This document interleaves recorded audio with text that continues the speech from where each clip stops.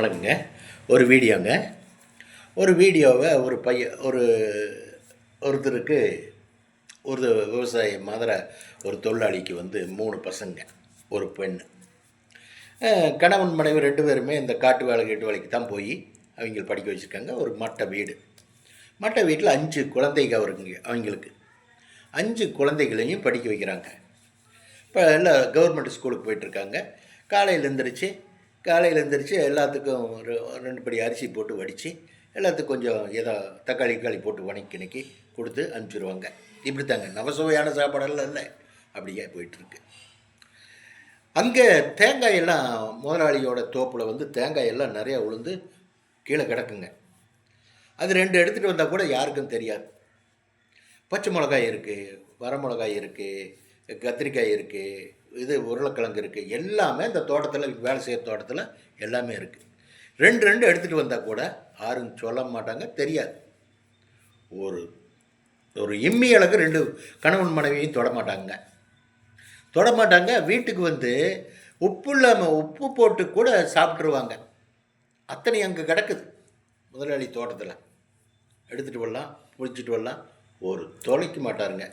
அப்போ மனைவி ஒரு தடவை சொல்கிறா, அப்படி அவர்கிட்ட, ஏங்க 2 பச்சை மிளகா பிடிக்கிட்டு போகலாங்க, 2 கத்திரிக்காய் பிடிக்கிட்டு போனால் குழம்பு செய்யலாமல்ல அப்படின்னு சொல்கிறார். சொல்லும்போது, நீ எல்லாம் எடுத்துகிட்டு வந்துக்க, கூலியானா அந்த கூலி வாங்கி முதலாளிக்கு அந்த காசு கொடுத்துடணும், அந்த காய்க்கு உண்டான காசை கொடுத்துடணும். அப்படின்னா நீ எடுத்துகிட்டு போய் முதலாளிக்கிட்ட சொல்லிவிட்டு எடுத்துகிட்டு வா, கூலி வாங்கி காசு கொடுத்துருங்க ஐயா, அதைய எடுத்துக்கிட்டுங்களா அப்படின்னு கேளு. அவர் எடுக்க சொன்னால் எடுத்துக்கலாம் அப்படின்னு. அப்போ அந்த அம்மா, என்னங்க இப்படி சொல்கிறீங்க, நாம தான் அங்கே வேலை செய்கிறதே சம்பளம் கொடுக்குறாங்கல்ல, அப்புறம் அவங்க பொருளை நாம் எப்படி எடுக்கிறது அப்படின்னு சொல்லி வாழ்கிறாங்க.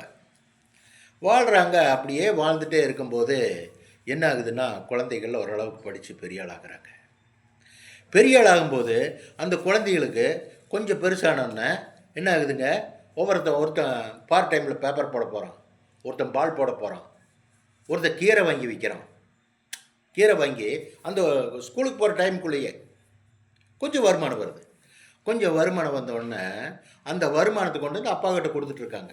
கொடுக்கும்போது அவங்க என்ன பண்ணுறாங்க, அந்த வருமானத்தை சேர்த்தி வச்சு ஒரு மாடு வாங்குகிறாங்க. மாடு வாங்கி அந்த மாட்டு காசு வாங்கும்போது அந்த மாட்டு காசு வாங்கி ஒரு சீட்டு போட்டு ஒவ்வொரு பசங்களாம் காலேஜில் சேர்த்துறாங்க.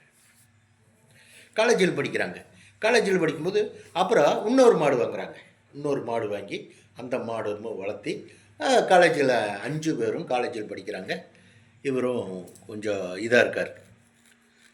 அப்புறம் ஒரு மாடு வாங்கி 3 மாடு வச்சு பால் கறந்து எல்லாம் பண்ணிட்டு அந்த ஒரு மாட்டு பாலை அங்கே அக்கம் பக்கத்தில் இருக்கிற ஜனங்களுக்கெல்லாம் கால் 100 ml ஃப்ரீயாக கொடுக்குறாரு. இவ்வளோ கஷ்டத்துலேயும் குடிக்கிட்டு அந்த குழந்தைகள்லாம் அங்கே வளர்ந்து ஆளாகி பெரிய ஒருத்தன் கலெக்டரு, ஒருத்தர் ஐபிஎஸ் ஆஃபீஸர், ஒரு ஐஎஃப்எஸ் ஆஃபீஸர், என்னங்க பொண்ணு ரயில்வே ஆஃபீஸர், இன்னொன்று இன்கம் டேக்ஸ் ஆஃபீஸர், இப்படி வளர்ந்து அப்படி நிற்கிறாங்க.